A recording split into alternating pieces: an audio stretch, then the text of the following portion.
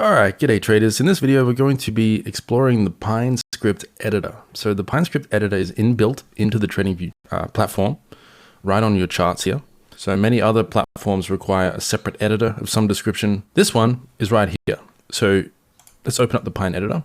So recently, the TradingView developers updated the Pine script editor to be a little bit more fancy than it used to be. And so as you go through the lessons in this course, you're going to notice that the editor itself will look different in some of the older lessons. Now, the functionality itself hasn't changed, but there are some new features, some added features that have been implemented recently. So the new Pine script editor allows us to be a lot more efficient with our coding. But before we get to what I mean by that, let's just go over the interface here. So if you open up the Pine script editor, there's a few things we need to look at here. The first is this section here just has our script title, and we can search within the code of our script by clicking on this little search button here. So if I type in plot, it's going to highlight all occurrences of this word, as you can see down here. Now the interface is pretty simple. The only other buttons we have are these ones over here. So the first one is open, where you can open recently used scripts.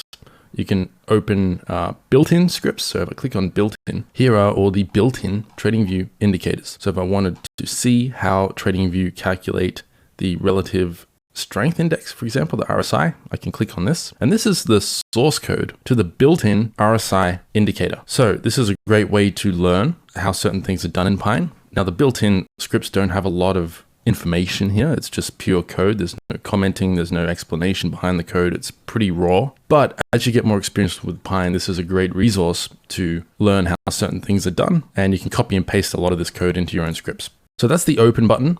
You can also create new indicators, new strategy scripts, new library scripts. We'll go into more detail about these in future lessons.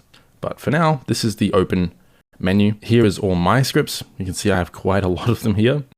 I've been writing scripts since 2017, I think. Let me find the first script I ever wrote. I guess it would have been one of these. Back in late 2018 was when I started publishing scripts. So now would be a good time to mention that if you're going to write a lot of scripts, it's a good idea to format the name in such a way that makes them easy to organize. So I'll show you what I mean. I have a lot of Pine script mastery course lessons in this list. If I want to find one of those, I can just type in PSMC. And now this will show all the scripts that start with the keyword PSMC. If I want to see every script I made this year, I can type in 2022. And now these are all the scripts that I have worked on this year. It's not necessary to do this, but I recommend when you click save that you put something here that explains or categorizes what your script is. So for example, for this script, I can put in 2022. So I know this is from this year, and I can type in PSMC Pine editor lesson or something like that. Click save, and now my script name will change. And if I want to find it, I can just open my script and type in 2022, and here it is, 2022 PSMC Pine editor lesson. You can also favorite scripts. So if I click this little star icon, now that script will always be at the top of my list. But I'll unfavorite that for now. And now that we've saved our script, we can click on this button here, which will add this script to the chart. So this is just a blank template script. All it's going to do is draw the closing price onto the chart. So when I click add to chart, that's what this box here is. Now you can see it has a title here, my script. That's this text here. So if I wanted to change this to say my really cool script and save that code, this title here will change. And now we'll get into this in future lessons in more detail, but if you want to draw over the top of price action, notice how this is in its own box, like an RSI indicator would be. If I type in RSI, this is in its own box. This is in its own box. But a moving average, for example, if I type in EMA, the moving average draws over price action. If you want your script to draw over price action, you need to add on what's called a parameter here, a setting for your indicator. You would need to type out overlay equals true. So we want to turn overlay on. So overlay equals true will tell the script, whatever this script draws, I want it overlaid over price action. So now if I save my code and I add the script back to my chart, get rid of this EMA, you can see this blue line here is plotting the closing price of every bar on my chart. But we're getting ahead of ourselves here. I don't want to confuse you guys too much, especially those of you who are very new to programming, but we will cover this in more detail in the future. This is just a quick way to show you some of the functionality of the PineScript editor. So a couple of things to mention here. This is what's called a comment. This is ignored by the PineScript compiler. You can type anything you want in here. It doesn't matter. It will be ignored by the engine that runs your script. This is purely for your eyes only, or anyone who reads your script. This will be automatically generated on every new script that you create. It'll have your TradingView username here and the copyright, and everything's covered under the Mozilla public license, which basically means if your script breaks someone's computer, you are not liable for that damage. Now, PineScript isn't really capable of breaking anything outside of its own script. Like, it doesn't access your files on your computer or anything like that. Unlike a lot of other trading programming languages, it's completely contained within your chart. You can't even reference other websites. All you can do is reference whatever PineScript gives you access to in relation to indicators, price values, volume, anything to do with market data. Now, this comment here, however, is not ignored by the compiler. This tells PineScript which version we are working with. So the current version as of recording this lesson is 5.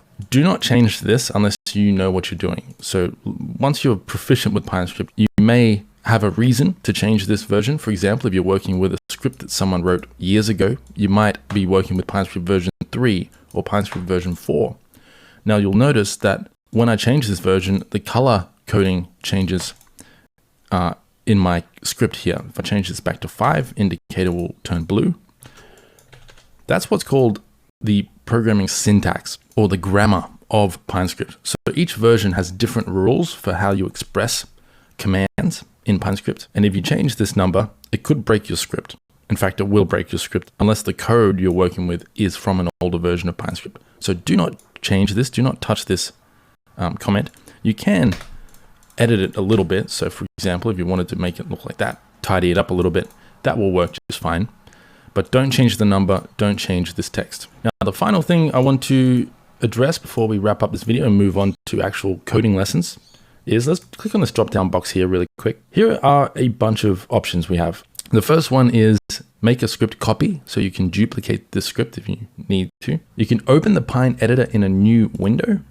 So this allows you to drag the Pine editor onto a different screen if you wanted to, if you have multiple screens.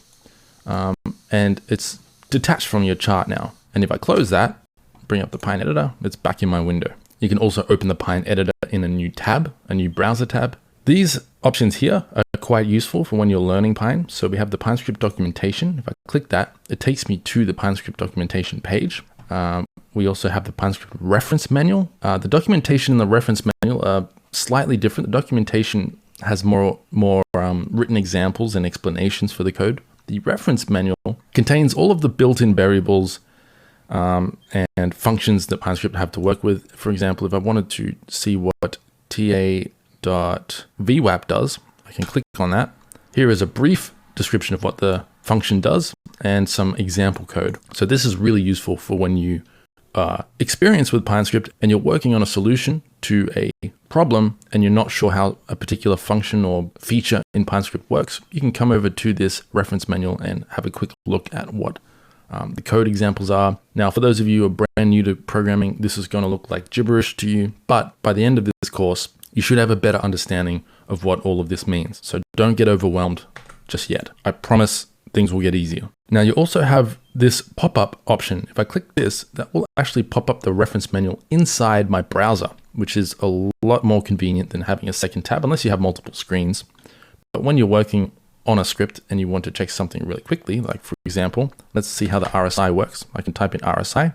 The first option here, ta.rsi, will give me an example of how to use the inbuilt relative strength index function. So that's really quite handy there. Next up, we have keyboard shortcuts. So if I click on this and I drop down the PineScript editor drop down box here, this will list all of the most commonly used keyboard shortcuts that we can use in the PineScript editor. For example, if we want to comment a bunch of lines in our code, we can press Control// at the start of each line. So Control/, Control/.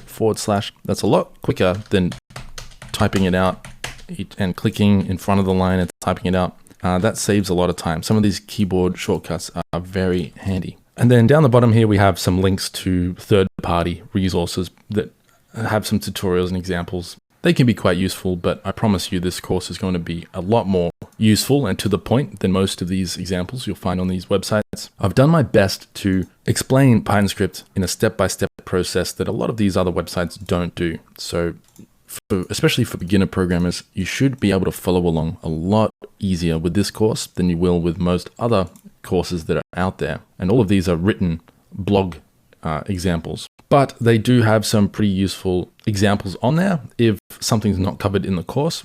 It's definitely a good resource to go and check out if you are stumped on something. The final thing I want to say before I wrap up this lesson is with the new PyScript editor, we have a really handy new feature where we have a pretty powerful code completion feature. So what that means is if I'm typing something out here, as I'm typing, you'll see this box pop up, and it pops up with every option I have based on what I've written so far. So down here, we have a bunch of functions here. So the little purple box represents a function, and the little blue box represents an inbuilt variable. Now you don't need to know what that means just yet, but as you get more proficient in coding in Py, this will really become quite useful. It'll save you a lot of time. So if I click plot shape here, this will actually give me a list of all the different functions, the function parameters, so the different settings and options I have to work with when plotting a shape.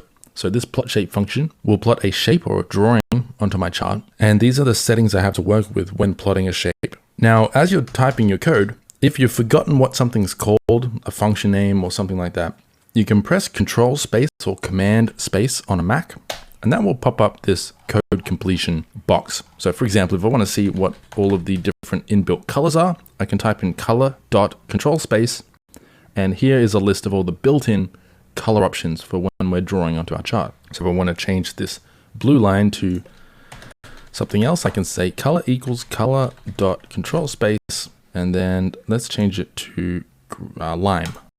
Save my code, and now you can see the color pops up there so that we can see at a glance what color we are going to have. And if you hover over this color, you can actually change it with this little color widget that pops up, which is really handy. And that will convert that color into red, green, and blue values that will really speed up your process when formatting your script colors. One final thing I'll say before we end this video is now that I've changed the code of this script several times, you'll see this little drop down box here. This is showing all the past versions of the script. So if you ever make a mistake in your script and you want to roll back to a previous version of your script, you can click this drop down box. And let's say we want to go back to version 4. If I click on that and I click no, I don't want to save, we are now back to this version of the script where I showed you how we can write whatever we want in the comments. And the latest version of the script is still here. If I need to go back for whatever reason, I can click on that, and here's our latest version of the script. Anyway, that will do it for this lesson. I'll speak with you in the next one. See you there.